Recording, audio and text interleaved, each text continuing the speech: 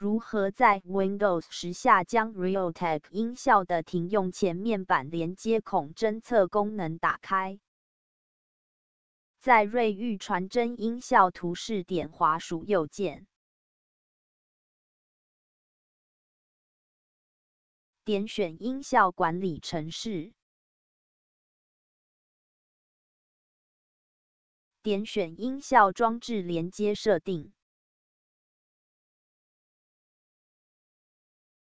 勾选停用前面板连接孔侦测功能，最后点选确定即可。